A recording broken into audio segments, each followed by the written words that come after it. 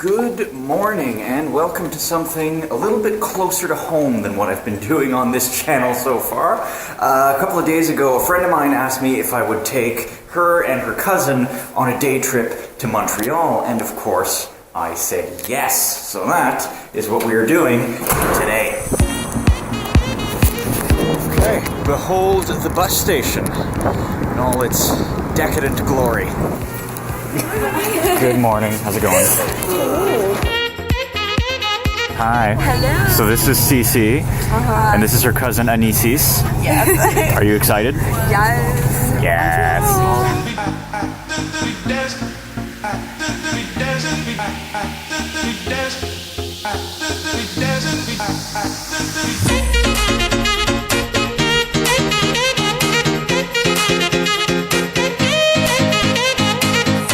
These are $10, and it's got a little chip in it, so it's a tap card, and that's unlimited rides for a day for $10. Good pricing. Go Montreal. Wanna go catch it?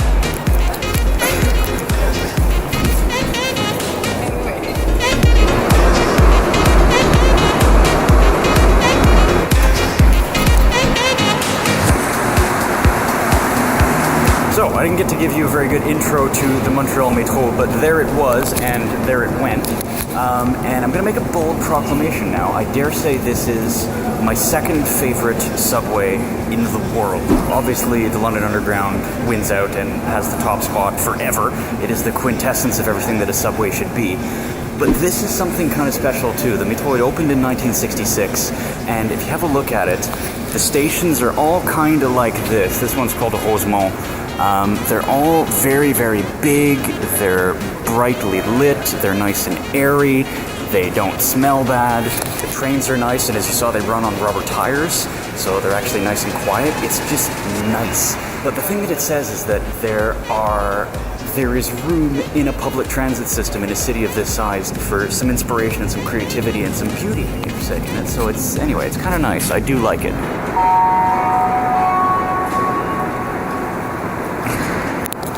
Oh yeah, and it's also got unequivocally the best "the train is leaving" chime ever.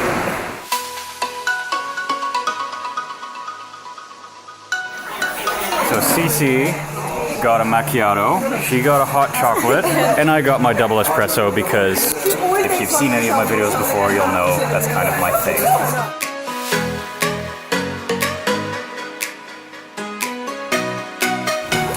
Okay.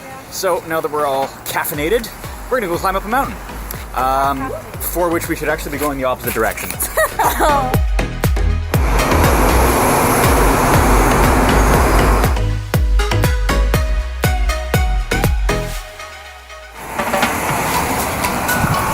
Here we see the tourist in his natural habitat.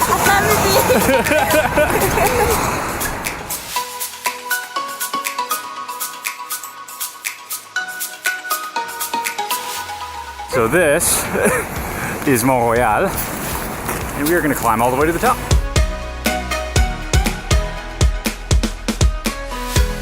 Anyways, these are the stairs that we're gonna go climb. Woo! Yes.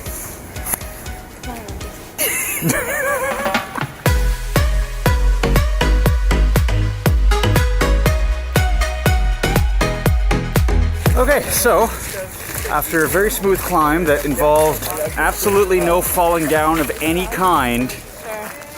Let's keep it a secret. we're here.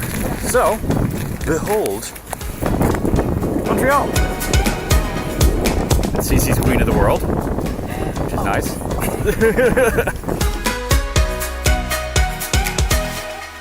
So hopefully that little kind of trickling sound you can hear, that's freezing rain. It's really mild right now, but basically tiny little bits of ice are falling from the sky onto us. Like in my hair. Yeah. Actually. Oh. I like the hand-holding technique. That's good. Is that helping? You're in this together. So here's what's going on right now.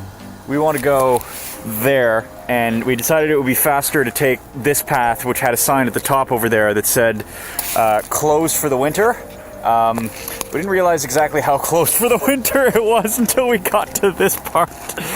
This is all frozen over. Oh dear.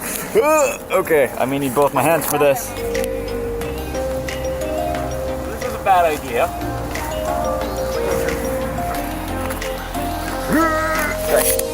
And we've made it. Okay, so after an absolutely enormous amount of walking, which we have jump cut over now, since we're in a city that's got a lot of nice food from all over the world, and I'm currently here with two Venezuelan girls. Cece has been to this place here before that has some Venezuelan food, which is apparently very, very good. So I'm about to be introduced to some Venezuelan food. Arepas. So what do I actually have here? That's an arepa. Yeah. So you're gonna hold it with both of your hands. Okay. Good, like a sandwich. I'm getting a lesson on how to eat a sandwich. This is great. It's an arepa, it's not a sandwich. Fine. Okay. And does it go in my mouth? Of course. Okay.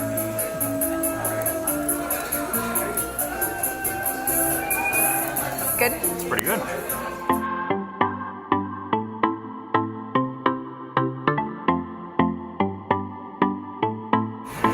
Okay, well, I'm soaked.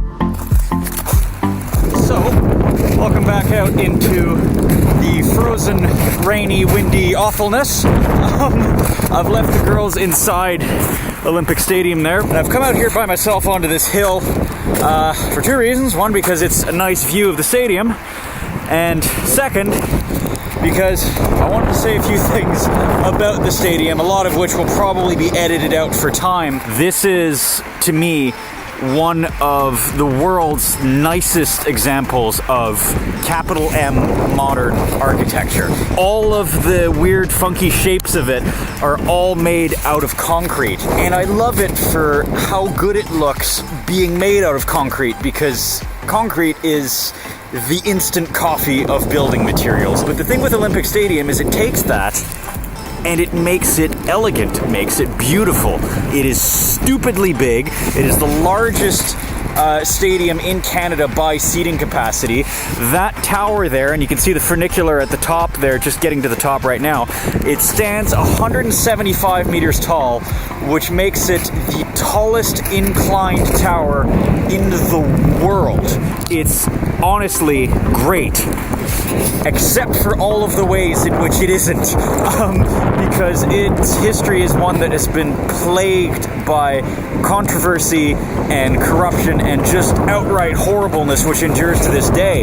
Even when the actual Olympics that the stadium was designed to host were held, things were already a mess, because Quebec's construction industry, and especially in Montreal, is just riddled with corruption. And I mean, like, on an insane level. When it came the time to host the Olympics, that tower there didn't exist yet. It looked very much unfinished. So what ended up happening is that the organizers of the Olympics had to plead with the television networks and news agencies to show the outside of the stadium as little as possible, so as not to reveal la honte québécoise, Quebec's shame. And then after the Olympics ended, the stadium played host to the Montreal Expos, the baseball team. They moved away in 2004, and ever since then, there has been no regular tenant in the stadium. It's sort of a building that exists for nothing, but the costs of demolishing it are prohibitive, and the costs of maintaining it are not, nothing either. It's an expensive thing no matter what. The point that I'm driving at here in a very rambly kind of way is that Olympic Stadium, for me, symbolizes everything that is good and everything that has become less good about the city of Montreal. It represents that unbelievable ambition of a time when Canada meant something, and we dreamt big, and Montreal was the face of Canada to the world, and it was a good-looking face.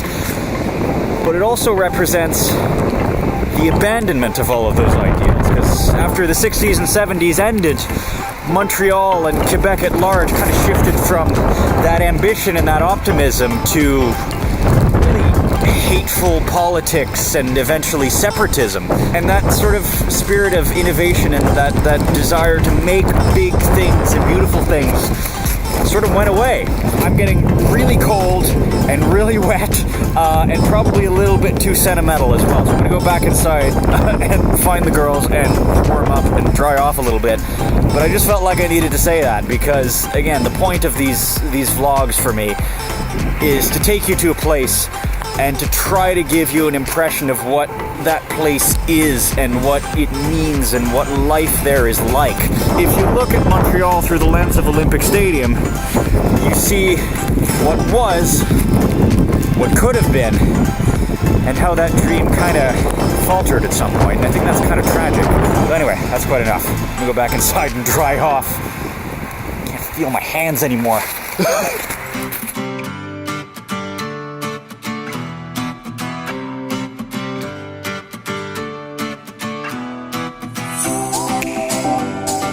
Coffee fixes everything. Just here. A couple bites of a croissant, a couple sips of a very nice latte. All better and warm. Thank you. Look at that. Bon appétit. Okay, so in this crappy lighting, we have gotten some poutine. Mine has got some sausage on it because I wanted to try that and see what it tastes like. But they've both gotten the classic poutine, which looks nice. So yeah, behold a very good Montreal poutine, or if you are Anglophone, you probably pronounce it poutine. This looks like a heart attack before. Yeah, that's basically what it is. Not bad. Okay.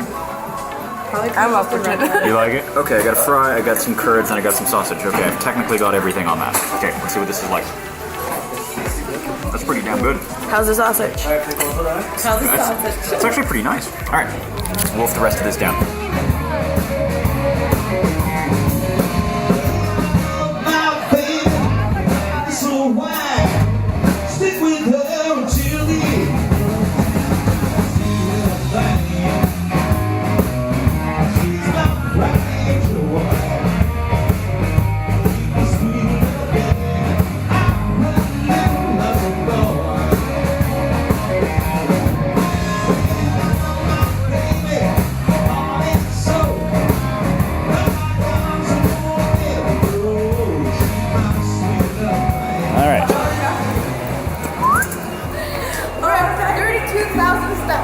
It's a lot of footsteps. You wanna go down and do it? Yeah, you just walk, do it. walk down the stairs until you hit 35,000 steps.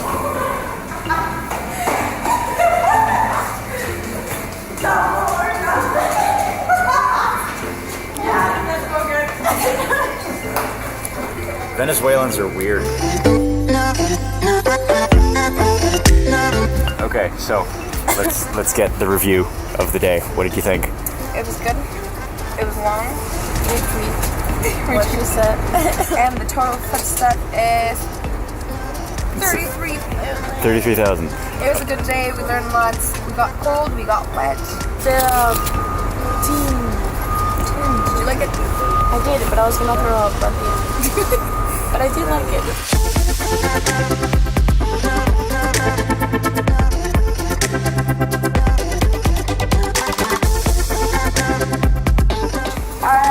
Bye.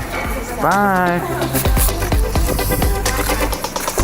And with that, finally, I am home. It's 3:33 in the morning right now. It was a pretty fun day. It was a long day, but it was kind of fun. So, I guess this concludes our adventure. If you enjoyed this video, I'm going to do the YouTuber thing now. If you enjoyed the video, please give it a like and subscribe as well, because I'm going to be doing a few more of these videos kind of over the next coming months, and then hopefully after that, I'm going to start doing these a little bit more regularly. At the very least, that is the plan. So keep an eye out for that. But anyway, that's all for this episode. Thank you ever so much for watching. I've been Alexander. Good night.